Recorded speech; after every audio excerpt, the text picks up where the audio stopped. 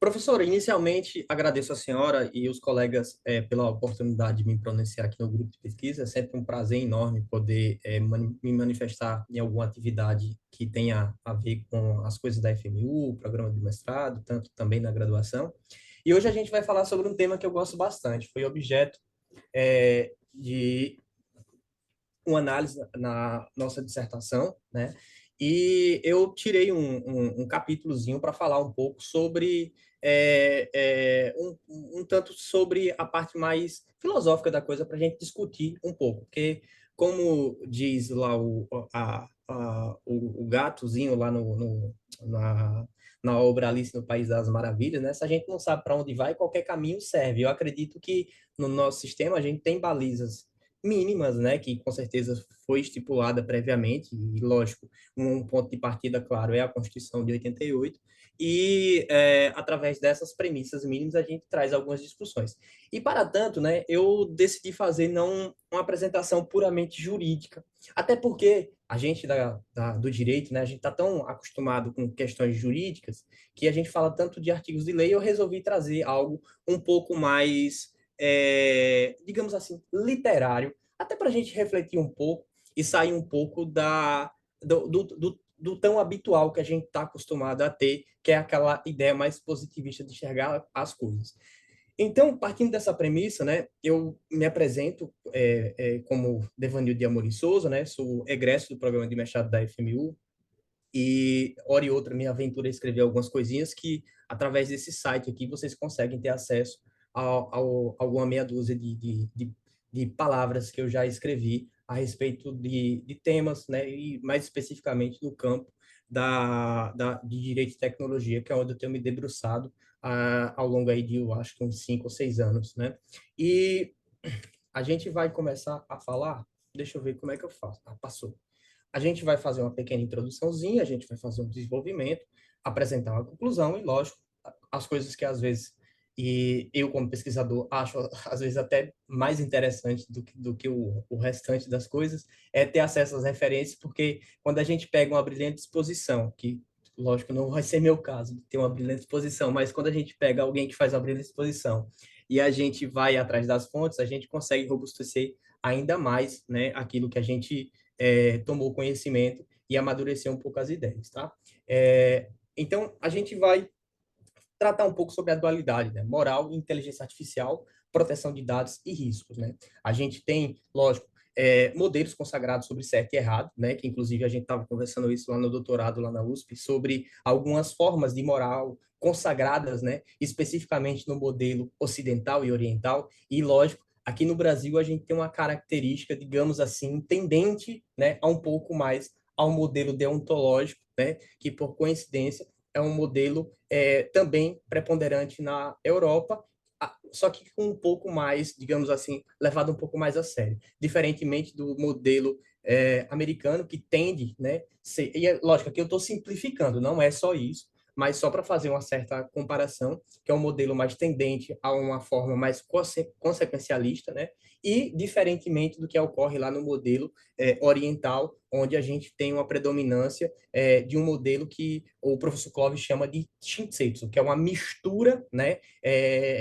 da moral kantiana com um modelo mais solidarista, lembrando lá do professor Senise, tá? E aí a gente vai fazer essas ilações do que isso tem a ver com os aspectos da proteção de dados, quais são os possíveis riscos, né? E como é que a gente pode enxergar isso diante do sistema jurídico que a gente tem vigente.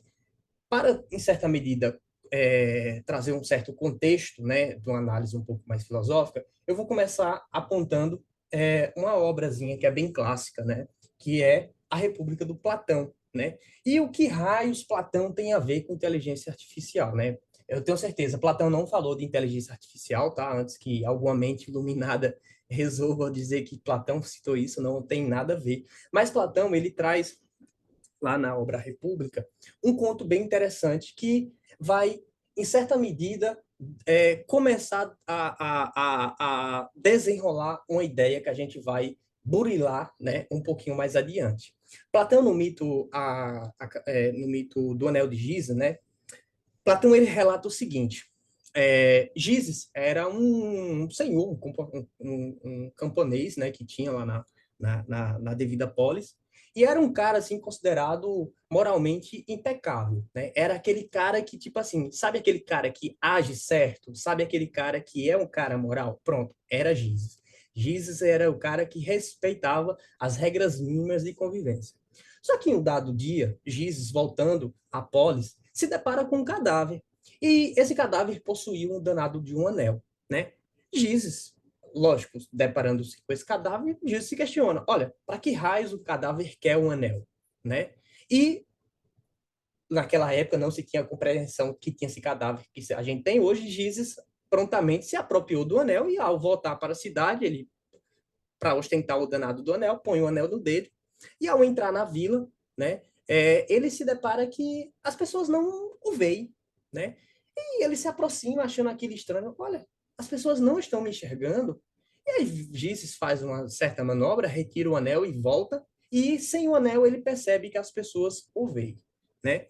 E aqui Gizes prontamente notou que aquele anel o dava o dom da invisibilidade. Aqui eu estou simplificando um pouco a história para a gente poder caminhar, mas lá na obra, quem tiver curiosidade de ler, vai dar aproximadamente umas 2 páginas, 2 páginas e meia. É um conto bem interessante com um pouco mais de rigor de detalhes. Mas para a gente avançar, a gente vai seguir e partir com a ideia central de que Gizes percebeu que o anel dava a ele o dom da invisibilidade. Gizes, percebendo que estava imune aos freios sociais, olha aí, para quem gosta de Pierre Bourdieu, Gizes disse, olha, já que eu não posso ser julgado por esse corpo social, quer saber de uma? Eu agora só estou diante de mim mesmo. Então, agora, eu vou fazer o que eu acho que eu posso fazer. A partir desse momento, Gizes, que era considerado um ser moralmente impecável, Gizes passou a se autorizar a se apropriar do que não era dele. Gizes matou o rei, Gizes violou sexualmente a rainha, Gizes propiciou outras atrocidades que antes ninguém imaginaria que Gizes seria capaz. Tudo isso após o dom da invisibilidade. Moral da questão, que, lembrando lá do Kant, que lá na frente a gente vai retornar,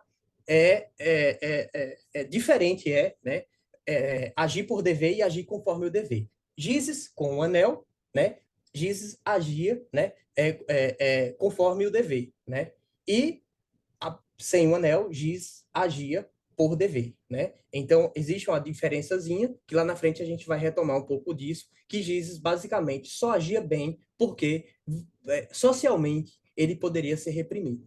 E a gente vai caminhar um pouco mais. Por hora, fique com essa ideia de que Gizes era uma pessoa sem o anel e Gizes passou a ser uma outra pessoa após se tornar invisível perante a sociedade, tá?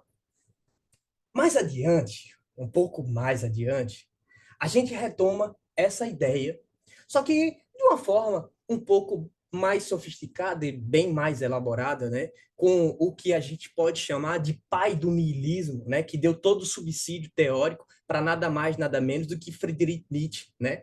Aqui em Dostoiévski, você vai encontrar, né, a ideia do que se Deus não existe, então tudo é permitido? É isso que a gente pode imaginar, porque a partir desse momento questionou-se o seguinte: por que eu devo acatar determinados mandamentos morais? Porque se eu tenho poder, olha Gizes chegando. Se eu posso, por que eu devo me conter e não fazer? Se Deus não existe, tudo é permitido? E aí já vem alguns aspectos morais e em Crime e Castigo, Dostoiévski ele vai descortinar tudo isso na figura de Raskolnikov, que basicamente o nome já é bem figurativo, né? Que o nome, traduzindo lá do russo, e isso não sou eu que estou traduzindo, porque eu não tenho um cacife para isso, eu não sei falar russo, mas segundo os professores de russo, isso quer dizer cisão, algo que rompeu-se, trazendo a ideia da morte de Deus como uma figura literalmente bem incisiva sobre uma ótica nihilista de dizer o seguinte: olha, se eu tenho um cacife, que me freie. Se não me frear, eu vou. E ninguém vai me segurar. E aqui nesse ponto, Raskolnikovski se depara com a seguinte situação. Por ironia do destino, era um estudante de direito, para variar, tinha que ter um estudante de direito. E Raskolnikovski ele se depara com a adiante situação. Havia uma velha, que lá no texto chama-se de velha, que ela tinha uma determinada condição financeira, e Raskolnikov, um estudante de direito, passando uma porrada de necessidade. E ele trouxe essa ideia e resolveu levar a ferro e fogo a seguinte situação. Olha, se é para mim me dar bem, por que eu não posso ceifar a vida dessa senhora e me apropriar do que ela tem e eu dar à minha vida um destino mais interessante, digamos assim, eu viver em uma condição melhor, trazendo mais ou menos à tona aquilo que o Platão já tinha trazido lá atrás, quando o Gises pôde usufruir no seu inteiro teor sua capacidade de explorar a vida, Gises foi. E aí Dostoiévski trouxe, através de Raskolnikov, exatamente essa figura de trazer para Raskolnikov a possibilidade dele atropelar as regras morais, atropelar o não matarás em nome de um benefício próprio. Nesse momento, Dostoiévski ele vai um pouco mais além e coloca a figura do ser humano, a figura da empatia em jogo. E o que foi que Dostoiévski revelou para a gente? Dostoiévski se revelou a figura do intercrimes, demonstrando que Raskolnikov, ao ter que ele executar o crime, ao se deparar com a execução do crime, ele sentiu a dor e a angústia de ter que matar ou não matarás, de ter que violar uma regra moral, porque aquilo ali, por ser um postulato muito bem consagrado e sedimentado na história da humanidade, a dor pela violação a essa regra moral trouxe a ele uma sobrecarga moral, uma sobrecarga em sua psique. E o que é pior, Dostoiévski vai além. Ele acrescenta um outro personagem, que seria a irmã dessa senhora usurária, que lá no texto ele vai chamar de velha usurária, segundo a tradução aqui do professor. Eita, não consigo ver que a letra está um pouquinho ruim. Mas esse tradutor, do Paulo Bezerra, que é um tradutor super respeitado no campo das traduções do Dostoiévski, segundo os professores lá da FEFELET. E aí ele insere o seguinte dilema. Raskolnikov já havia ceifado a vida da velha, só que, como ele já tinha ceifado, chega a irmã da velha exatamente após um pouco depois do ato da consumação do homicídio. E aí Dostoiévski, como ele já estava, de certa medida, sujo, ele disse, olha, já matei um, para mim me livrar, já foi um, para ir o segundo. E na mesma ação, ele conduz o machado e ceifa a vida da segunda vítima. Nesse exato momento, o sujeito que havia planejado um único homicídio passou a ser um dupla homicida. E aí vai se desenrolar todo o restante da história, trazendo à tona aquilo que lá na frente o Freud vai chamar de consciente e inconsciente, revelando as ideias de psique, demonstrando o karma psicológico que Raskolnikov queria desenvolver diante dessa violação moral que ele acabara de cometer. Isso lá na frente foi dado o nome de consciente inconsciente por Freud, né? E depois Lacan veio a desenvolver, e hoje, mais modernamente, a filosofia, a neurociência cognitiva, né? Vem desenvolvendo bastante esses estudos nesse sentido. Aí, não bastando esses requintes de crueldade, né? Dostoiévski não parou por aí, afinal de contas, a gente está praticamente diante, segundo alguns, um dos maiores escritores da história da humanidade. E nessa obra, também traduzida pelo Paulo Bezerra, né? Irmãos Karamazovski, aqui a gente vai sofisticar um pouco mais o que a gente pode chamar, digamos assim, de industrialização da morte. Digamos, a gente criou um modus operandi de industrializar a morte. Como assim, Devan? Que Dostoiévski criou uma espécie de indústria da morte.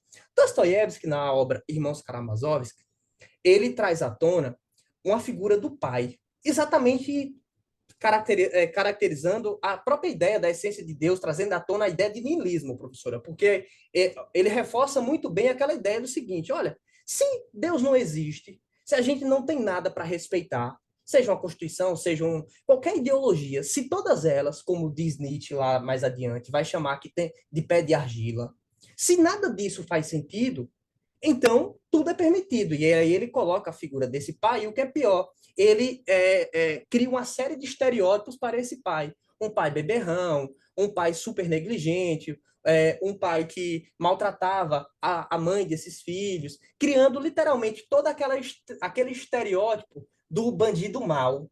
Literalmente banalizando aquela figura paternal, tentando legitimar, né, a possibilidade do não matarás. Olha como isso é interessante. A gente descaracterizou o outro para legitimar o ato derradeiro, que é o parricídio. O parricídio, lógico, como a figura típica já conduz, realizada pelos filhos. Só que, olha só a ruptura de Dostoiévski, como ele foi bem criativo. Ele colocou a figura do filho, porque na nossa sociedade, na nossa cultura, o ato de matar alguém já é algo super repudiável. E o ato de um filho matar o próprio pai é muito mais repudiável ainda. E, nesse sentido, né, construiu-se uma inteira narrativa para descaracterizar essa figura do pai, criando a figura dos filhos como a possibilidade de extirpar daquele meio social a figura desse pai, que em tese era considerado um sujeito mau caráter. Nesse sentido, os filhos, diante da incapacidade de violar o Matarazzo, uma figura super inteligente, que agora me falha o nome, meu Deus, me falha o nome do outro, é, eram quatro filhos, desses quatro, havia uma certa hierarquia entre eles no seguinte sentido. Existia aquele que era mais do braçal, existia aquele que era super inteligente, que era quem arquitetava todo o deslinde da coisa, e havia os outros que não era muito de questionar, e havia um outro que também era muito parecido com o pai. Nesse sentido, esse que era o mais intelectualizado, ele criou a seguinte premissa. Olha, disse, eu vou sujar minhas mãos de sangue? Não, porque essa culpa vai recair sobre mim. Aí o que foi que ele bolou? Ele bolou uma espécie de fragmentação do resultado morte. Ele fez com que ele e os quatro irmãos, cada um executasse, em certa medida, o resultado morte. De tal forma que, no final das contas, ninguém se sentisse responsável pelo ato derradeiro que era o parricídio. Porque, em certa medida, isso era uma forma de tentar se blindar do peso da culpa. Ou seja, quem é o filho que quer ter sobre suas costas a figura típica de um parricídio? Ninguém, pelo menos, diante da nossa cultura, é algo extremamente reprovável, tanto de um ponto de vista legal, como também de um ponto de vista moral. É uma sobrecarga psicológica que pouquíssimas pessoas resolvem enveredar. Nesse sentido, seguiu-se toda essa cadeia e, de fato, culminou-se no resultado da morte, né, do Karamazov. E o cerne dessa discussão é exatamente isso que eu acabei de falar para vocês. Eles desenvolveram, né, uma forma de dividir o trabalho letal, tornando esse trabalho letal microações que cada um participou, que no fringir dos ovos culminou o resultado morte, tirando, fragmentando, digamos assim, o peso da culpa. E como isso pode impactar nos nossos relacionamentos sociais? Mais adiante, o Shakespeare, né, lá no Hamlet, ele também desenvolveu um pouco isso por meio do personagem Laerte. Aqui, basicamente, né, o irmão do rei matou o danado do rei e, para legitimar a ocupação do trono, ele, basicamente, tentou criar todo um enredo de modo a justificar que o rei, na realidade, não foi morto por ele, mas sim se envenenou. E, ao perceber que Hamlet havia meio que descoberto a tramóia feita por ele, né, ele tenta utilizar Laerte como uma espécie de longa-manos, criando uma certa intriga para que Laerte servisse, olha a palavra que eu vou utilizar, de instrumento para executar Hamlet, no sentido de morte. Tá? Basicamente, aqui a gente retoma novamente como a figura tanto do não se sujar, tipo, eu, Devan, não quero me sujar e vou utilizar alguém para ser meu longa-manos, para, de certa medida, ele servir como teto de vidro para executar algo que vai me beneficiar. Seja me utilizando de capital financeiro, seja me utilizando de capital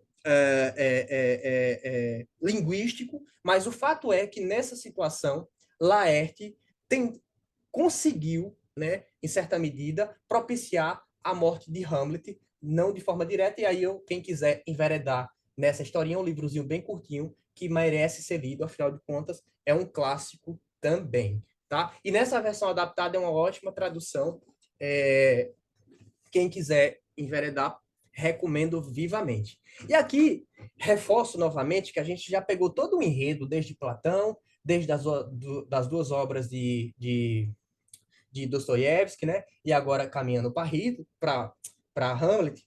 E agora a gente vai falar do seguinte, né? O que isso tem a ver com justiça, né? De que medida isso tem a ver com inteligência artificial? De que medida isso tem a ver com aprimoramento tecnológico, né? E aqui nessa obra do Michael Sandel, né? Ele vai trazer o exemplo do bonde. Eu vou trabalhar um pouquinho com vocês sobre isso, sobre o quanto que o peso da culpa ele pode ser interessante para influir nas nossas tomadas de decisão. Eu acredito que muitos de vocês conheçam esse exemplo, que em que pese ter ficado super famoso na obra do Sandel, não é do Sandel, é do juiz filósofa chamada... Eita, eu vou lembrar do sobrenome, é Fute, o nome dela. Eu acho que é de 30 e pouco esse exemplo, uma coisa assim. Eu deixei tudo salvo nas referências, depois vocês consultam mais detalhadamente, quem quiser usufruir. E aqui, eu vou abrir o danado do chat, eu vou pedir vocês para se manifestarem. No seguinte, olha, aqui no exemplo, a gente tem digamos aqui, ó, cada um de vocês é o cara da manivelazinha, é o cara que tem a possibilidade de abrir ou não, e aqui vem o bonde. Esse bonde está vindo disparadamente, e se você deixar o bondinho ir, ele vai matar 5. Se você puxar, né? Se você puxar, basicamente ele só mata 1, mas, lógico, a responsabilidade pelo puxar foi sua, e se você deixar, vai matar 5. E aqui, nesse sentido, a gente está com 9 participantes. Vamos ver o que aqui cada um diz? Colocam quem puxa, quem não puxa. Bota um sim ou bota um não e vamos ver qual vai ser a decisão de cada um. Você salva 1 ou salva 5? O que é que você faz? Eu estou com o chat aberto aqui, eu vou esperar você se movimentar e em seguida a gente vai caminhando um pouco mais, né? Eita, voltei. Puxaria. Você puxaria e salvaria 1. Então, aqui nesse exemplo, ou você puxa ou deixa aí, fio. Aqui, ou você puxa ou deixa aí. Aí, a Então, se escolha... ela puxar, ela mata 1, ela salva 5. Exato, exato. Eu acredito que muitos de vocês já viram esse exemplo, mas vamos fazer a brincadeirinha, porque aqui eu vou trazer um estudo novo que o Sandel não cita, a gente vai citar.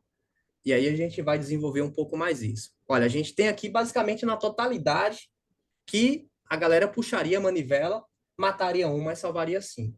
E agora vamos para o segundo, para a gente ver. Olha, você percebe, professora, claramente o distanciamento do executar com a ruptura moral. Por exemplo, aqui nesse exemplo, perdão, aqui nessa situação, o bonde está vindo.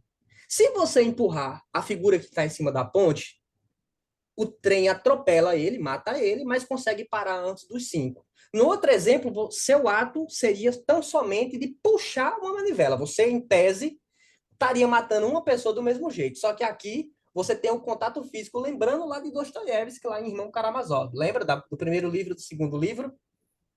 Então, aqui nessa situação, quem empurraria a pessoa que está em cima da ponte e salvaria os 5, ou quem deixaria o trem ir? Vamos voltar? Dou-lhe uma, sim ou não? Dou-lhe 2, dou-lhe 3. Eu deixaria. Gente do céu, eita, não consigo matar nem formiguinha. E agora, James? Empurra.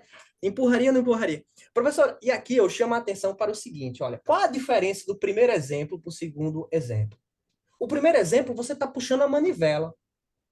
Você continua matando uma pessoa do mesmo jeito, só que você não está matando, digamos assim, de fazer o que Raskolnikovski fez, de pegar a machada e escancaradamente ver o sangue. O contato direto com o executar, com o não matarás, com a ruptura moral, ela é mais preponderante nesse sentido. E agora, a gente vai para o próximo exemplo. E a gente percebeu que aqui, em tese, a gente está tendo uma certa sequência, digamos assim, é, meio plural, né? No primeiro exemplo, a gente foi mais, digamos, utilitário. Nesse segundo exemplo, a gente já foi mais, digamos, deontológico. Eu não violei o Matarazzo, porque aqui, eu empurrando a figura, eu mesmo, Devan, estaria executando o elemento típico matar alguém, e aí estaria sendo enquadrado no 121 do CP. Vamos para o próximo exemplo. Agora aqui, gente, é o mesmo exemplo do primeiro, só que a diferença é que pegue uma figura que você ama muito e põe aqui nesse trilho. E aqui tem as 5 pessoas que você nunca viu na vida. O que é que você faz? Você mata 5 e salva o seu ente querido? Ou mata seu ente querido e salva as 5 pessoas que você nunca viu? Olha como essas coisas despertam na gente sentimentos morais super relevantes, que a gente vai retomar um pouquinho mais adiante. Eu vou abrir para votação. Votem e decida o futuro dessas figuras. Vocês matariam 5 ou deixariam o bondinho passar por cima de um ente querido? Põe uma figura bem querida, sei lá, tem gente que não gosta muito do, sei lá, do pai, da mãe, ou do padrasto, ou de alguma coisa. Não vale pôr a sogra, tá? A sogra não conta. Ponha alguém realmente que você gosta. Viu, Fio? E aí vocês me digam, é sim ou não? Você puxaria ou não puxaria? Eu salvaria um ente querido. E, professora, é muito interessante porque esses exemplos, eles são replicados aos 4 ventos. E, curiosamente, independentemente do lugar, tanto faz ser nos Estados Unidos, ser na Europa, ser aqui no Brasil, as respostas serão muito parecidas. Muita gente vai, de fato, salvar o ente querido. Eu, particularmente, eu salvaria meu ente querido. Então, a gente percebe que não existe um elemento claro aí para decidir, uma linha ideológica clara para decidir o que é que vai preponderar. Ora, vai prevalecer a deontologia, ora vai prevalecer o utilitarismo, e ora vai favorecer o que eu quero que favoreça. Então, a gente tem uma resposta clara. E, mais uma vez, a gente percebe o seguinte: olha a figura da emoção agindo e atuando como fator determinante na nossa tomada de decisão. Porque aqui, como você sabe que é um ente querido, você não matou o não matarás. E aqui, mais uma vez, eu reforço a importância da obra Os Irmãos Karamazovski. Por quê? Na obra Os Irmãos Karamazovski, o que Dostoiévski faz é simplesmente afastar, né, digamos aqui, a figurinha da alavanca do ente querido. Eu crio entraves burocráticos, olha a expressão que eu estou utilizando, hein? Entraves burocráticos para afastar sua ação do resultado final. Olha como isso é importante. Assim, lógico, não é importante porque eu falei, quem sou eu para ter autonomia para isso, mas sobre uma ótica científica, isso é muito relevante, porque basicamente a gente pode tirar daí uma premissa. Se eu sei o que eu estou fazendo, eu vou ter um maior cuidado na minha tomada de decisão e ela vai ser crucial para mim decidir como é que vai ser feito o procedimento que eu vou fazer. E vamos trabalhar um pouco mais disso, porque aqui na frente a gente tem um estudo que analisou isso, né, com base em uma ressonância eletromagnética. Analisou-se as áreas do cérebro e o que ficou evidenciado foi isso que aqui, empiricamente, eu já apontei para vocês, que existem áreas do cérebro que são mais relacionadas à emoção, existem áreas do cérebro que são mais voltadas a ideias mais racionais. Por exemplo, quando no primeiro exemplo você salvou 5 em detrimento de 1, você adotou um elemento mais racional. Diferentemente do segundo e do terceiro exemplo, que aí já teve gente que continuou sendo racional e já teve gente que foi puramente emocional no segundo e no terceiro exemplo, deixando claro a ideia de que se eu distanciar o tomador de decisão do resultado, pode acontecer que, a depender da situação, o tomador de decisão vai adotar tal postura simplesmente por desconhecer o resultado final. Gente, vocês percebem o quanto isso é importante para o contexto de inteligência artificial que a gente tem hoje?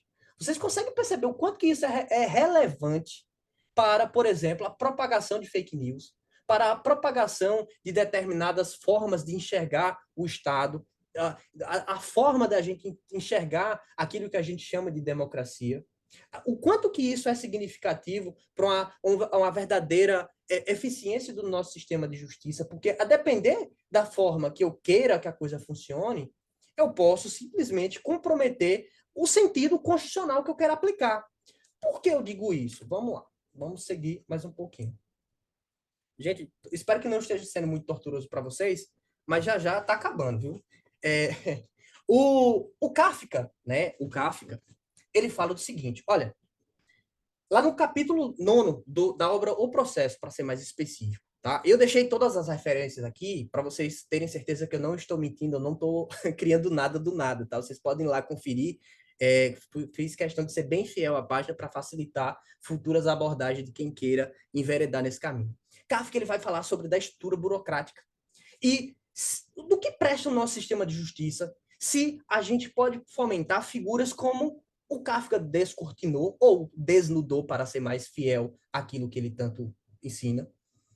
O que vale a gente ter um sistema de justiça onde a gente coloque uma figura como o homem do campo diante da lei?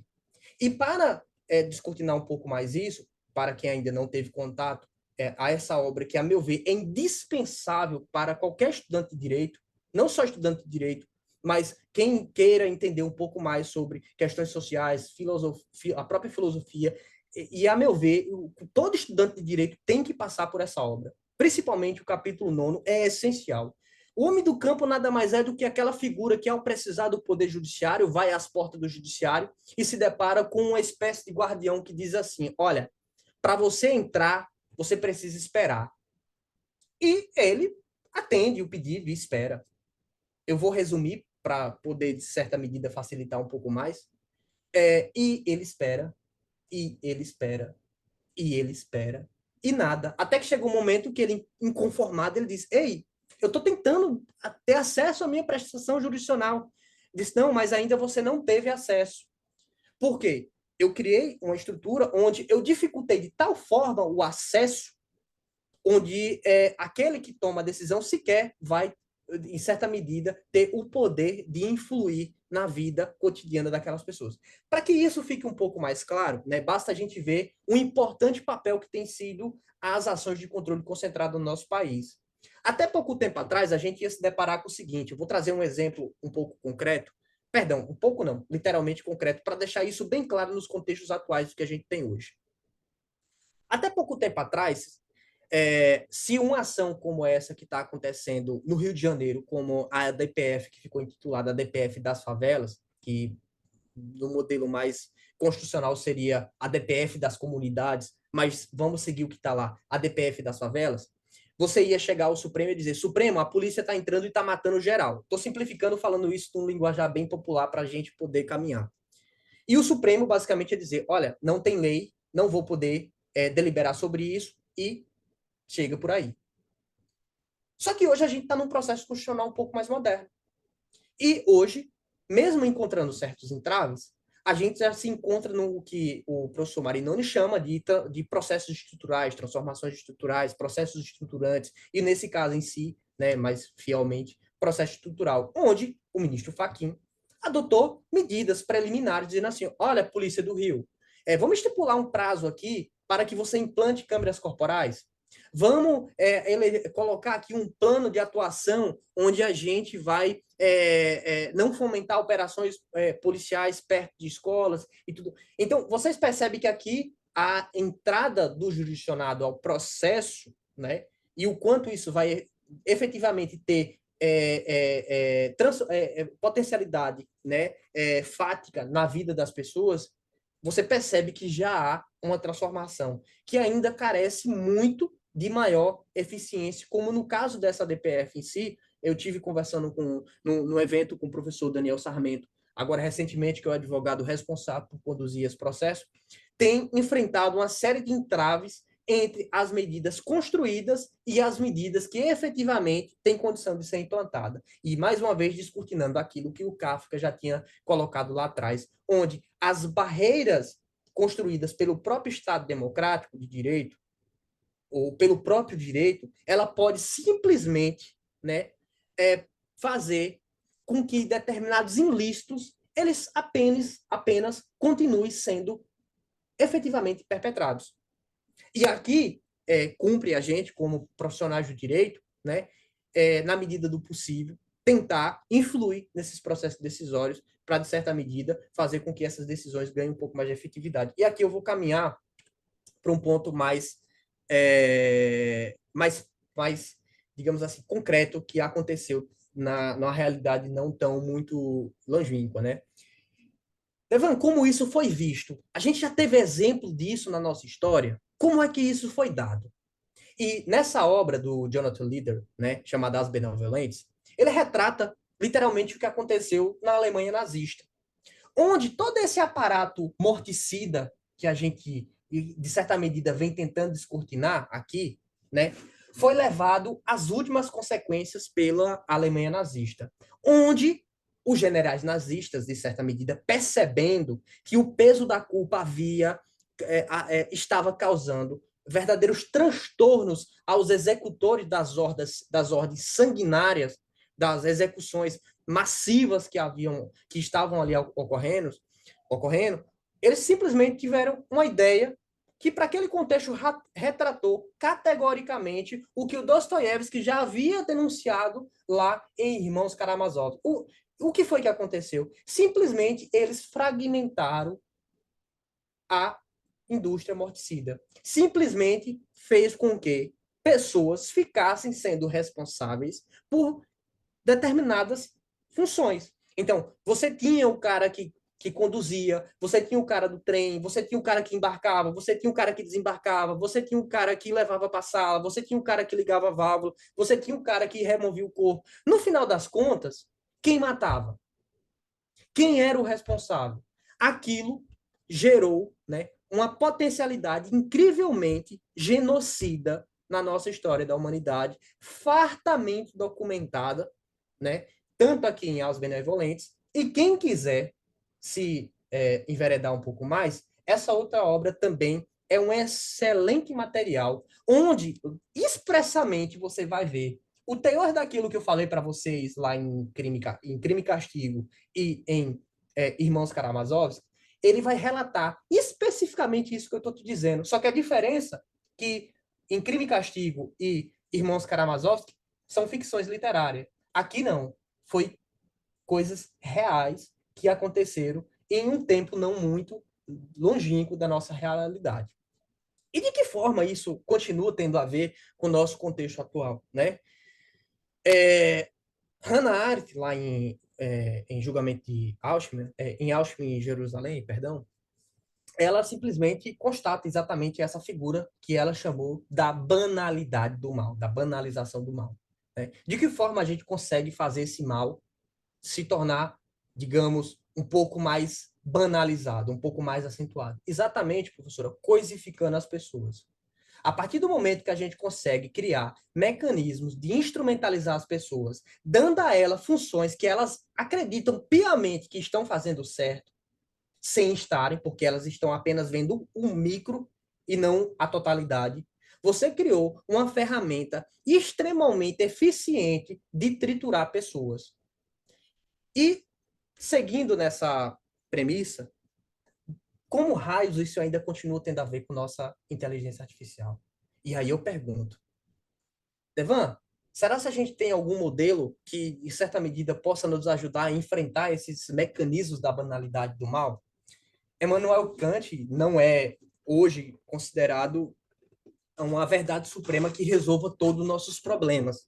Em um determinado momento de demência existencial em minha vida, eu cheguei a acreditar que Emmanuel Kant realmente seria a solução, né, para nossos problemas. Mas hoje a gente já se encontra, a gente já se depara com a situação que o fundo do poço tem subsolo, e realmente tem, porque Emmanuel Kant, que pese ter sido muito importante e continua sendo extremamente importante no nosso modelo atual de sociedade, ainda não dá conta do todo.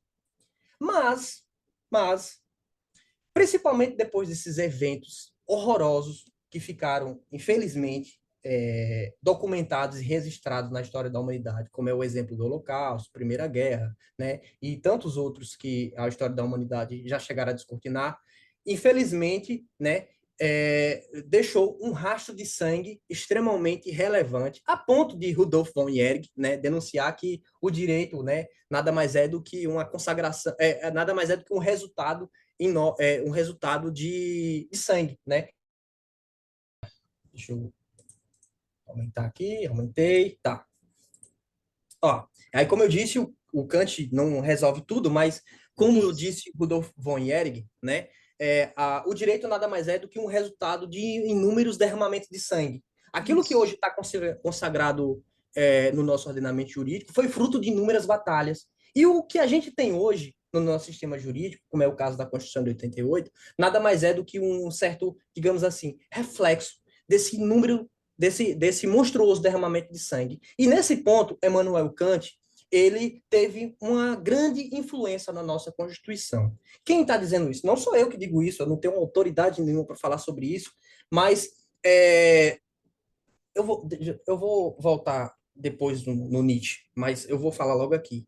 Quem falou sobre isso foi nada mais, nada menos do que José Afonso da Silva. Não só ele, Canutilho e outros tantos constitucionalistas, que hoje eu sinto saudade de ler coisas nesse sentido, porque infelizmente as coisas que eu tenho lido hoje mais tendem a um modelo consequencialista do que de fato modelos que prestigiam um pouco mais a condição humana, principalmente aqui no nosso sistema nacional. Lá no sistema europeu, principalmente a Corte Constitucional Alemã, né, e as demais cortes que estão na Europa, acabam prestigiando um pouco mais. Aqui no Brasil, infelizmente, eu ainda sinto um pouco mais de falta de ver um pouco mais sobre isso, né?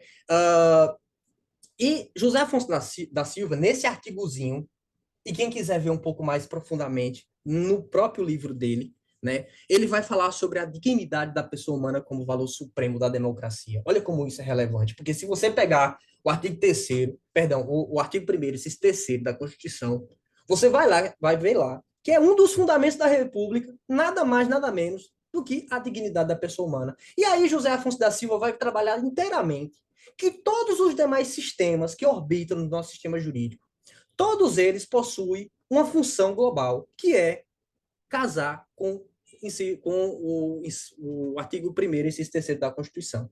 Quem quiser se debruçar um pouco mais sobre isso aqui é um artigo clássico que eu recomendo vivamente para quem quer trabalhar um pouco mais sobre modelos tendentes ao neoconstitucionalismo no nosso país. Me parece muito relevante, porque, de fato, reforça principalmente quais são os princípios que seja a função social da propriedade, seja a função social da economia, seja todos os demais microsistemas que a gente tem no nosso ordenamento jurídico, vai ter enormes funções, mas no fringir das contas, tudo converge para uma baliza mestra, para aquilo que ele chamou de pedra de toque no nosso sistema, que é a condição humana. Hoje, sobre a ótica vigente que a gente tem, reforçando os ideais kantianos, é a condição humana, a pedra de toque do nosso sistema. Porque, no frigir das contas, nada adianta ter uma república se a gente não preza a Constituição humana. Nada adianta a gente ter qualquer outro sistema que alguém julgue interessante, que se não houver a preservação do ser humano, a gente não haverá, né, tido um sinal convergente de acordo com as normas, com os princípios que a gente elegeu. Aí você vem e me pergunta, Devan, mas você acabou de falar que Kant, de fato, não é hoje, digamos assim, a cereja do bolo. De fato, se você pegar essa obra do Nietzsche, né, e aqui é outro, um livro muito difícil, confesso, né? Um livro muito difícil. E quem quiser ler, pelo amor de Deus, leia nessa tradução do Paulo César de Souza. Outra tradução vai ter muita diferença. Eu recomendo muito. Quem quiser, vá nessa daqui, tá? É recomendação não minha, mas dos professores lá na FEFELET, que envereda para esse caminho, tá? E aqui, Nietzsche, no Crepúsculo dos Ídolos, vai falar o seguinte, olha, Devan, o Kant preza lá pela deontologia, né, dignidade da pessoa humana, mas não tem só o Kant não é, de fato, a cereja do bolo. A gente tem o próprio Nietzsche dizendo o seguinte, lembrando lá do Giz, lembrando lá do Raskolnikovsky, né? Eu posso ser literalmente consequencialista, eu posso acreditar que as coisas devem funcionar a meu sabor. Se eu tenho poder, se eu gozo da soberania, eu vou fazer o que me der na telha e tá tudo certo. Existem outros modelos, como o de Stuart Mill e outros tantos filósofos, né? O próprio Schopenhauer e tantas outras formas de enxergar o mundo que são igualmente legítimas. E por que você falou que hoje nossa pedra de toque, de fato, é a dignidade da pessoa humana? Exatamente pelo que eu falei para vocês.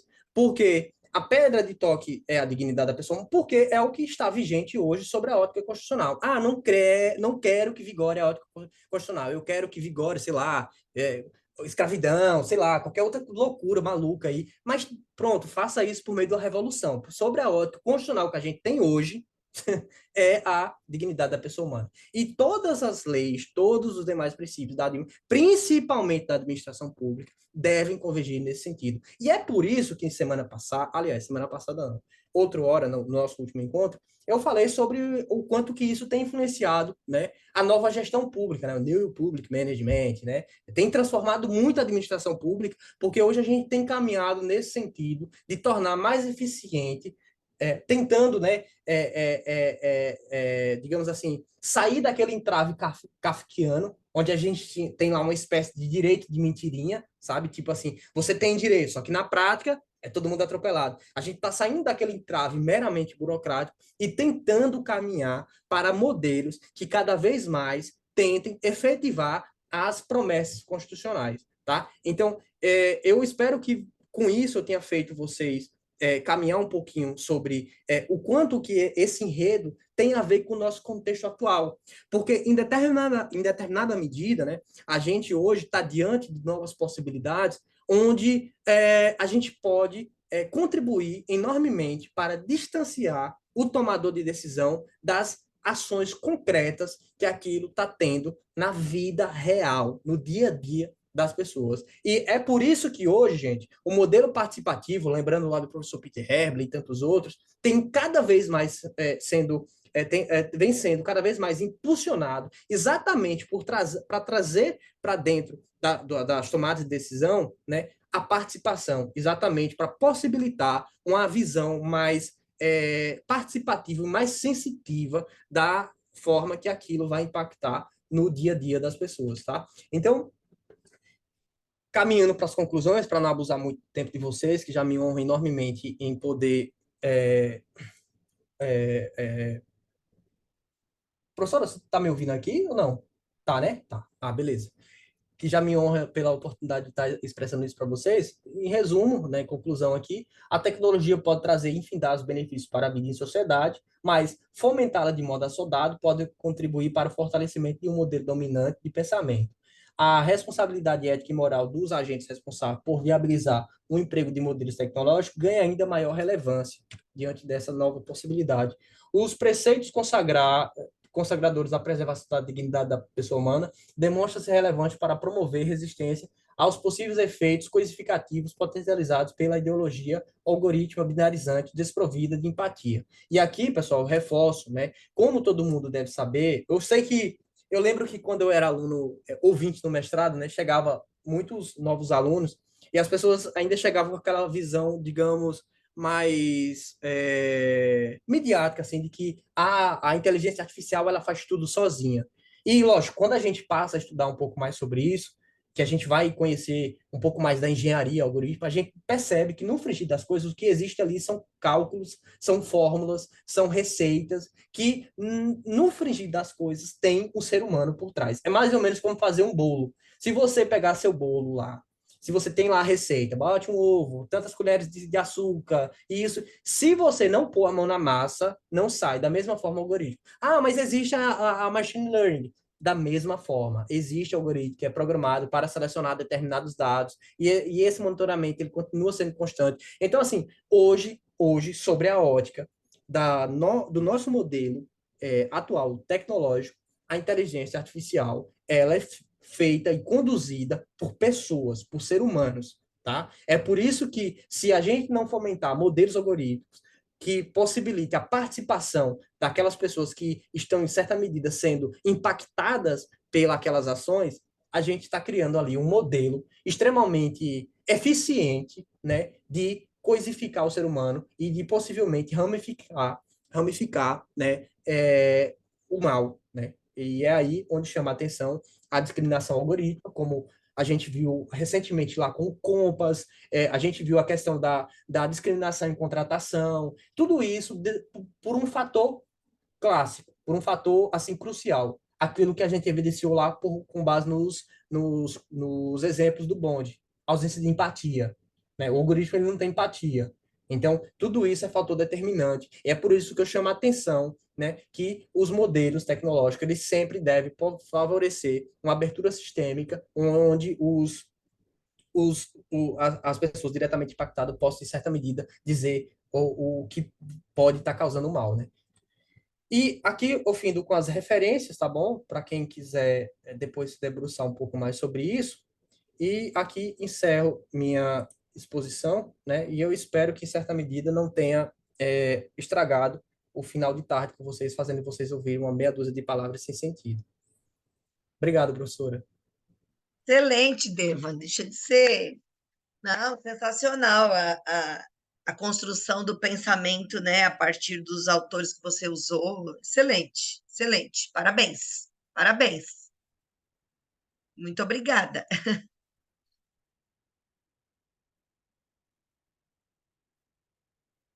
Fio,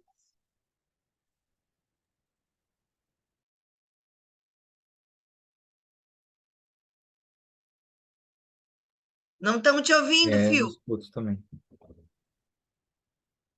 Ué, Alô? agora Oi? sim, Me ouvem? Tá bom. agora sim. É, iniciar a... Antes de iniciar essa exposição aqui, eu estava conversando em off com o Devan e eu estava comentando, desculpem, que uma das coisas que eu sinto mais falta nessas reuniões por videoconferência é mexer com os neurônios das pessoas, especialmente com os meus, tá? É trazerem ideias que façam a gente pensar um pouco fora da caixa de fato, que não sigam aquela receitinha, e que sejam momentos tão prazerosos quanto as aulas que a gente teve na época do mestrado, com diversos professores que colaboravam enormemente. E o Devan conseguiu trazer hoje um pouco da minha inquietude, conseguiu me assanhar umas ideias aqui, algumas coisas que eu estou começando a escrever agora, tá? Mas nessa linha toda, o que a gente vê é que aquela máxima de que o ser humano. Teve um professor meu de direito civil, eu juro que eu não lembro mais o nome dele, me desculpem, mas ele falava uma coisa, ele resumia a coisa de uma forma que eu achava de uma forma muito brilhante. Ele falava: o direito só existe porque o homem é torto. E eu acho que essa frase tão simples, ela sintetiza uma boa parte do que o Devan trouxe para a gente aqui. Que diversos momentos em que o ser humano podia se guiar pela virtude, ele acabou se guiando pelas suas vantagens, pelos seus interesses próprios. Alguém disse há algum tempo que a ética é a obediência daquilo que não é obrigatório, mas que é bom, é justo e coloca o coletivo acima do individual. E o que a gente viu aqui é justamente o contrário. Então, a gente está discutindo, a gente está analisando situações que mostram as diretrizes que levam a inteligência artificial lá na frente a causar todos aqueles processos de segregação, de viés, aquela palavra que o professor Villar detesta, né, que a gente utiliza. Aliás, eu escrevi um artigo para ele, eu tive um cuidado danado de procurar a palavra viés para retirá-la, para não ficar depois dando dor de cabeça. Mas a gente fica com uma situação tão horrível que é como é que a gente vai conseguir fazer, então, se o problema está no ser humano e o ser humano está construindo a máquina, não só, quando eu falo máquina, é lato sensu, obviamente, o mecanismo, o algoritmo em si, tá? Com todos os seus vieses, com todos os seus preconceitos, e isso pode trazer enormes prejuízos para muitos. Quais seriam as soluções que a gente poderia utilizar? Será que é, um marco relacionado com um marco da inteligência artificial, um marco legal da inteligência artificial, ou algo do gênero, será que ele resolveria o nosso problema nessa direção? Devan, você consegue dar uma luz para a gente com relação a isso? Meu amigo, eu acho que lembrando um pouco lá do John Stuart Mill, né? Ele falava assim: a angústia nos acompanhará. Aliás, não é dele não, é Santo Agostinho. A angústia nos acompanhará.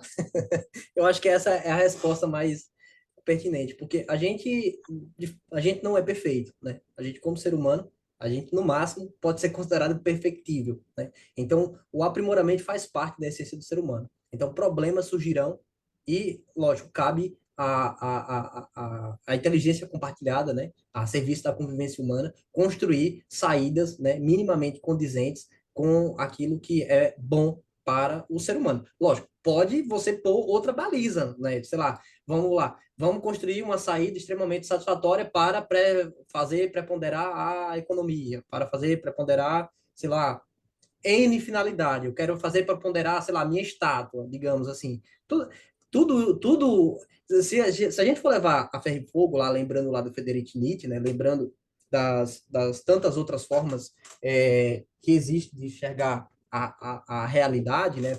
Se a gente for simplesmente pensar sobre uma ótica bem naturalista da coisa, assim, no sentido de se Deus não existe, tudo é permitido, se não existe nenhum.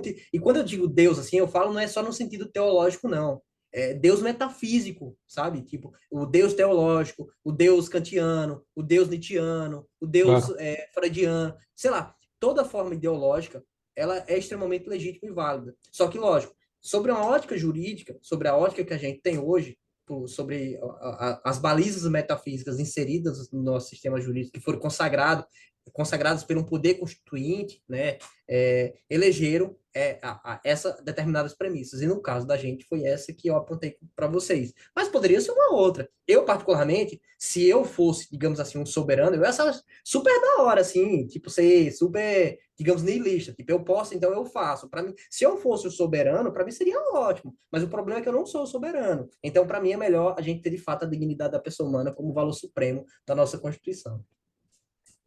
Mas, por um lado, Devan, será que a gente consegue de fato perceber a dignidade da pessoa humana, na verdade, no dia a dia de uma população cuja sua grande maioria vive numa linha abaixo do que seria o desejado?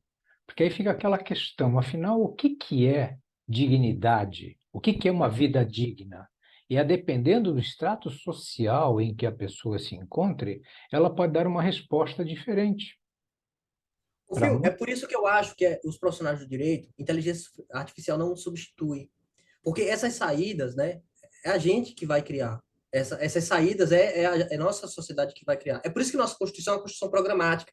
Porque essa porosidade do conceito de dignidade da pessoa humana, ela nos permite uma maleabilidade, uma ajustabilidade, uma calibragem a decorrer do transcurso social. Até pouco tempo atrás, mulher não votar era legal, era legítimo, lamentavelmente. Mas, com o transcorrer do tempo e o amadurecimento cultural, social, jurídico, graças a Deus, a gente pôde superar esse entrave, né, extremamente deletério a um determinado grupo e hoje maioria na nossa sociedade. Então, assim, ao contrário da porosidade do conceito ser algo ruim, eu não enxergo como algo ruim pelo fato de a gente ter a potencialidade de construir no dia a dia as soluções para isso. Por exemplo, é por isso que o Supremo tem um papel extremamente relevante no nosso modelo social. Muito relevante. O papel inclusive, tem um livro que eu pude conhecer, né? Ai, Jesus, cadê ele? Eu queria mencionar aqui, que eu acho que é o Supremo como quarto poder, é uma coisa assim. Ai, Jesus. Depois eu procuro e eu vejo.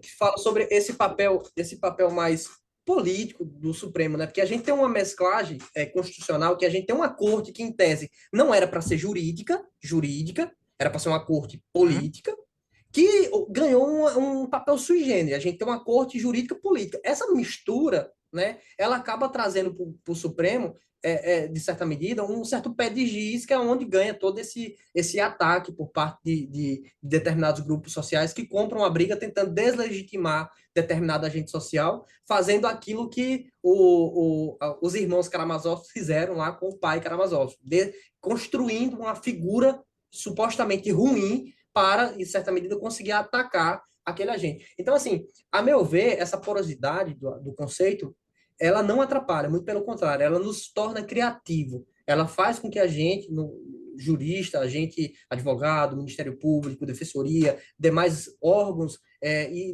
a sociedade como um todo, e aí vem o professor Peter Herbert trazendo a enorme construção, com a ideia de intérpretes, da sociedade aberta dos intérpretes da Constituição, trazendo à tona essa responsabilidade, que essas construções, ela tem que ser construída de forma participativa, e não descida, assim, goela abaixo, né, como se fosse uma entidade suprema que soubesse a verdade universal.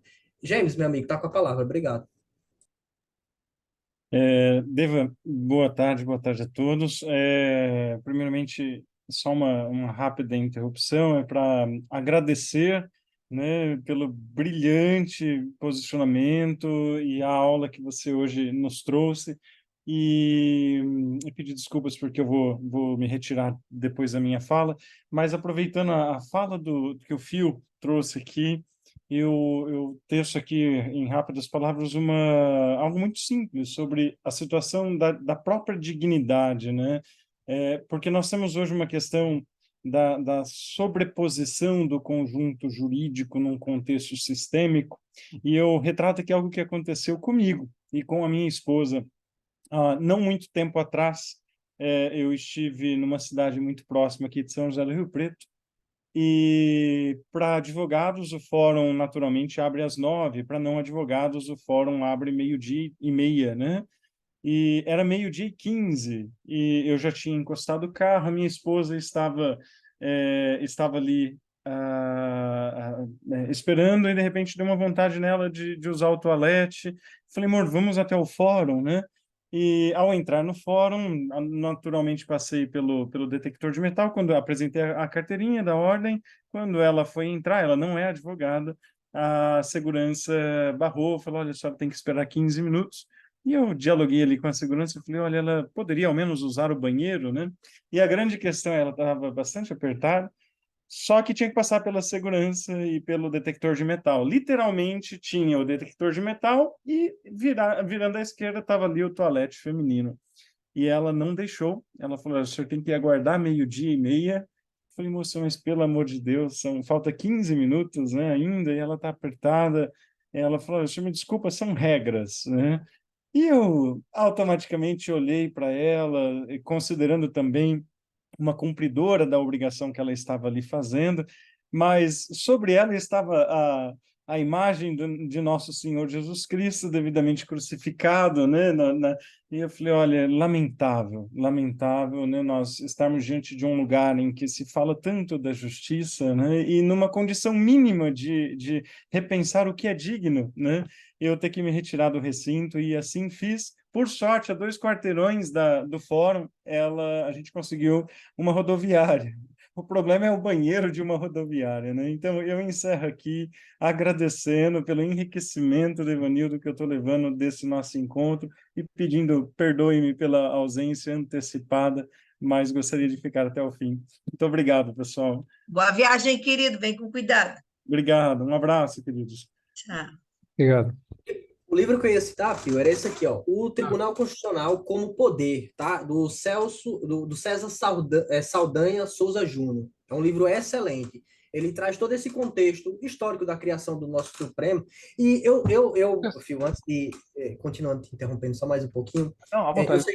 eu sei que o professor Tiago, né, ele estuda bastante esse aspecto do direito constitucional, e eu fico curioso de também ouvi-lo em um momento oportuno, professor, porque, lógico, estou falando diante da autoridade. Vai que eu estou falando bobagem, né? E é interessante a gente estar sempre submetido aos crivos sociais para a gente poder calibrar um pouco determinada forma de enxergar o mundo, porque no final das contas, é como eu falei lá na minha dissertação, né? Por incrível que pareça, a dissertação não foi fruto minha, ela foi fruto dos encontros que eu tive ao longo dos 2 anos que eu estive aí no mestrado. Então, foi um encontro de várias ideias, de várias pessoas, até a gente chegar a uma determinada conformação que hoje eu já quero mudar algumas coisinhas devido a novos encontros que eu já tive de lá para cá.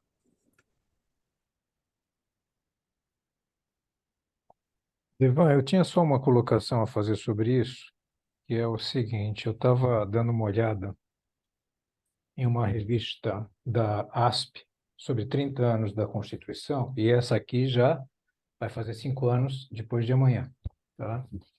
E realmente eu li uma série de matérias muito interessantes dessas, e algumas delas colocam em choque a, a incongruência de certos poderes. Se nós temos hoje o Poder Judiciário como sendo aquele que efetivamente define, decide o destino de muitas pessoas, para deslindar diversos problemas, esperava-se que ele fosse realmente o supremo poder. E o Supremo tivesse também esse poder. Recentemente, com essa PEC colocada aí por um deputado, querendo advogar a favor da seguinte situação: a Assembleia tem o poder de negar o cumprimento de decisões do Supremo que se mostrem inconstitucionais. Então, me parece que o cachorro está balançando o rabo. A gente tem alguma coisa aí que não está fechando nessa história. Alguém que tem que dizer, bom, começa por uma situação muito simples, onde o Poder Judiciário ele é questionado a partir do momento em que ele declara como impedido de exercer o mandato ou condena um determinado deputado, só que, de fato, a condenação final ela é feita pelos seus próprios pares, que podem efetivamente cassá-lo ou não. Então, quando a gente está falando de poder judiciário no sentido de dar a última palavra, mas ele não está dando a última palavra, a gente vai acabar encontrando um problema que era para ser resolvido com o sistema de freios e contrapesos, mas que parece que está se chocando o tempo todo. E de 2 ou 3 anos para cá, parece que a coisa tem caminhado num sentido mais pesado. E até mesmo em decisões recentes, voltando à história, voltando ao cerne do processo da dignidade da pessoa humana, não está se vendo valorizado nesse sentido. Pessoas que têm os seus dados efetivamente expostos, pessoas que têm seus prontuários médicos efetivamente expostos, quando conseguem efetivamente um ressarcimento de dano moral, conseguem 5.000 reais, conseguem 10 mil reais. Então eu pergunto, quanto vale a dignidade humana de uma pessoa, tá? É isso que me deixa bastante preocupado. E que me deixa mais preocupado ainda, 2 projetos de lei, o 2338 de 23 e o PL 759, perdão, 2023, querendo regulamentar a IA, se nós efetivamente não conseguimos regulamentar a relação jurídica que tem que haver entre esses 3 poderes. Então, como é que a gente sai desse emaranhado? Como é que a gente consegue... Será que o direito consegue nos responder a tudo nessa direção? Fio, eu particularmente, meu amigo, teria que esperar para ver como é que essa coisa vai se dar. É bem brincada a disputa. Vamos aguardar e vamos ver como é que essas coisas vão desenvolver, né? Agora, uma coisa é fato, Fio, a gente não pode negar, me parece, né? A gente tem construído muita coisa dos últimos anos para cá. A própria cultura, que era aquilo que o professor Senise falava, né? A própria cultura da proteção de dados, ela vem sendo construída, né? E, lógico, tanto vem sendo construída como recentemente foi positivada no texto constitucional. E, lógico, né? As coisas não nascem prontas, né? As coisas levam tempo para serem sedimentadas, e, sem dúvida alguma, né, tem muitas questões de aspectos, né, de contexto social. Né? Tem muita coisa ainda para ser sedimentada, né? Então, é um tanto quanto complexo. Me parece que eu peguei aqui uma anotação que eu tinha feito de um artigo muito interessante, que ele foi prefaciado, na verdade não foi prefaciado, ele foi citado aqui, uma fala de Carlos Aires Brito, do STF, onde ele dizia o seguinte: se os homens engravidassem, não tenho dúvida em dizer que seguramente o aborto seria descriminalizado de ponta a ponta. Me parece que se colocar no lugar do outro é algo que a nossa sociedade não consegue fazer ainda. Quando você trouxe aquele exemplo do bonde e desviar ou não desviar, foi aquele bate-papo que nós tivemos até antes que eu te falei. Matar um ou matar cinco depende de quem é esse um. Então, se efetivamente aquele um é um seu ente querido, dificilmente você vai querer aproveitar a ideia de matar a quantidade menor possível de pessoas. Os valores morais nessa história, as relações, os sentimentos, eles pesam muito mais. Então, eu não sei, eu tenho uma série de... Eu tenho muito mais dúvidas do que conclusões fechadas com relação à nossa dignidade da pessoa humana estar sendo, de fato, valorizada. Isso eu digo em todas as esferas do nosso direito. Uma pena. A bola está contigo. Professora, devolvo Oi? a palavra à senhora, professora, e a senhora Sim, faça as considerações que eu entender tô aqui me pertinentes. segurando para não, né, para deixar vocês mais à vontade aí para a apresentação, né? Mas, nossa, pontos muito importantes, acho que a gente pode até retomar qualquer hora dessa essa discussão, a pena que muitos alunos não compareceram, né? Porque realmente toda, né, a condução que o Devan trouxe para a gente chegar a essa conclusão da banalização do mal e do afastamento, né, da máquina para suas decisões, quer dizer, fica fácil você decidir matar muitas pessoas apertando um botão. Por isso que se diz que hoje a guerra é muito mais fácil, porque você decide matar pessoas apertando um botão a não sei quantos mil quilômetros de distância. Antigamente você tinha que ir com a baioneta na barriga dela, né? E matar olhando para o rosto, né? Então, realmente essa questão né, desse caminhar aí que para essa banalização, que é que é a perigosa no IA, mas que é como o Fio ressaltou, já acontece com o ser humano, né? A gente, eu não sei quem que estava falando outro dia que a gente quer humanizar a máquina, né? Mas nós nos maquinamos aí, né? A gente se esmera em virar máquina, né? A gente quer que a máquina se humanize, mas muitas vezes a gente se esforça para tirar de nós o que é o mais importante, né? E aí, outra questão que vocês levantaram aí, que eu acho que é fundamental, é essa perda da questão do coletivo, né? Essa individualidade ao extremo que a gente chega na nossa sociedade e que, então, tira a empatia e tira essa visão do coletivo. E a democracia, se você não pensar no coletivo, ela não faz sentido. É claro, a coberta é pequena, né? É tudo claro no diálogo, né? Na negociação legítima, né? Não na negociação espúria, mas enfim, na negociação, no diálogo, etc.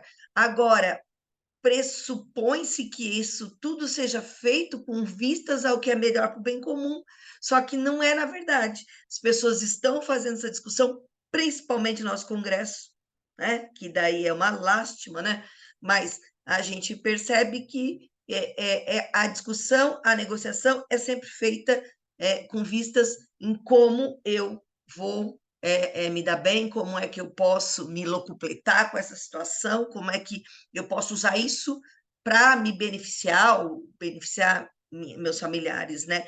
Então é por isso que não dá certo, porque o pressuposto seria de que você está, tudo bem, abraçando ideologias diferentes, né? Também a resposta ali do bonde, né? Que o Sandel fala, é que também depende de qual autor você, né? Se você é aristotélico, se você é utilitarista, se você também, né? Também isso depende. Então, é claro que tudo isso entraria em conta e a gente tem a pluralidade dentro da sociedade que é válida, mas a questão não é essa. A questão é que as pessoas usam esses discursos para, no fim das contas, estarem querendo, né, defender e puxar para o seu interesse. Já que estão falando em casos, né, para ilustrar, eu assisti uma vez, não foi nem aqui em São Paulo, que é para vocês não se preocuparem em tentar descobrir quem é, né? Mas eu assisti uma palestra numa faculdade de Direito sobre ética na política. Era um jurista que também havia virado deputado federal. E ele ficou umas 2 horas, né, falando belíssimamente para os alunos de direito, fizeram perguntas, ele respondeu, e ele falava da moralidade da corrupção, e trouxe dados e tal, e o Congresso, e bababi, bababá. E eu fui com ele, na hora que ele foi embora, eu fui com ele até a frente da faculdade, eis que eu percebo que ele havia estacionado o carro dele na vaga do cadeirante, né? Então, eu pensei, pois é, faço o que eu digo, não faço o que eu faço, ou, né, não, ele não tinha condição de perceber que ele não... enfim, é o outro, é sempre o outro, nunca é a gente, né? Então, essa questão, outro dia eu estava até numa aula de ciência política, e eu fiquei assim, eu parei, fiquei pensando, aí os alunos, professor, eu falei, não, é que eu pensei uma coisa aqui, que eu fiquei até meio assustada com o que eu pensei, porque eles estavam criticando o Aristóteles, porque o Aristóteles falava tanto em equidade, né, e em justiça distributiva, mas não foi capaz de criticar, na sua época, a escravidão, né, e nem como é que as mulheres tinham ali aquela não participação na sociedade, enfim, que eram, né, ficavam no ambiente doméstico, como propriedade aí dos seus maridos, né? E aí os alunos dizem, mas ele está falando de equidade, como é que ele não, né? Falei, gente, mas peraí, a mulher só veio a votar no Brasil em 1932, né? Como é que você queria que o Aristóteles lá... Para ele, era um contexto tão assim, ele estava tão imerso naquele contexto que ele não conseguiu perceber, né? O Sartre nos diz isso, né? O homem não quer o homem sozinho, é sempre no seu contexto. E é claro que muitas vezes alguns conseguem ter essa dimensão muito melhor que outros, né? De perceber que é o sapo que está colocado dentro né? da panela de água quente. Mas, quando eu falei isso, me deu assim, me veio uma coisa assim, qual será o contexto, né, que a gente está tão, mas tão envolvido que a gente não nota, né? Qual será aí o condicionamento que a gente tem e que talvez um dia outras, né, gerações vão poder perceber, e vão poder dizer, enfim, eu não sei. Mas foi só aqui para compartilhar alguma aflição, né? Voltando com a questão da IA, realmente, né, o Devan pegou bem essa questão de que ela vai trazer vieses, né? A gente nem bem conseguiu implementar a LGPD, já está falando de um novo regulamento, como disse o Phil, para tratar da IA, porque também a LGPD não tratou da IA, porque é tudo tão rápido que não tinha também nem como tratar, né? E aí eu volto para a dignidade da pessoa humana, talvez, e isso não é meu, isso eu ouvi de uma professora que esteve comigo no evento lá em Franca, ela é colombiana, e aí ela compara, ela fala assim, olha, sabe a corrida da lebre e da tartaruga? Ela falou, as tecnologias são a lebre, o direito é a tartaruga, né? E aí ela fala que se a gente quiser realmente dar conta de regular a tecnologia, a gente não pode ficar fazendo lei especificazinha, a gente vai ter que trabalhar com os princípios. E talvez nesse sentido a gente, né, vai ao encontro aí do que o Devan traz da dignidade da pessoa humana, né, da não discriminação, por exemplo, para pegar o algoritmo discriminatório, enfim, né, princípios que têm essa porosidade que podem fazer com que a gente, né, se antecipe a questão da proteção, que é para também que a gente não quer aquele positivismo formal ao extremo de dizer, bom, se não tá protegido numa lei positiva, não é direito humano, não é direito fundamental, né? Quando, na verdade, o direito humano ele vem antes da sua positivação, ele não vem depois, né? Enfim, é muita coisa, né? Mas estão de parabéns os meninos. Muito, muito, muito, muito interessante. Meio que enxugando gelo, meio que é isso, né? Essa coisa, como diz o Deva, o aluno, o nosso mestrado ali, às vezes acaba tendo esse papel, né? De desiludir as pessoas, né? No bom sentido, né? Sair da caverna, porque muitas vezes eles entram achando mesmo, né? Que assim, festejando, né? As tecnologias novas e tudo mais, e a gente, na verdade, é o papel do direito, né? É olhar para aquilo e dizer, bom, e se der ruim, o que, que nós vamos fazer? Né? E quando der ruim, o que vai fazer? Porque daí é na porta do judiciário que a vítima, né, o cidadão, enfim, vai bater, né? E Professora, aí, pois não? e tem um ponto que eu acho bem interessante, né? O professor Fred Didier, eu até Sei. vou ler, o professor Fred Didier junto com o Leandro Fernandes, eles têm um livrinho que eles falam sobre o seguinte, deixa eu ver, o filtro danado, eu vou ler. O Conselho Nacional de Justiça e o Direito Processual. Na atualidade, a gente tem vivenciado um novo fenômeno, que é uma espécie de direito processual não legislado, por força positiva. Como foi que isso se deu? A gente hoje vem fomentando uma certa abertura sistêmica, para lembrar lá do Luhmann, né?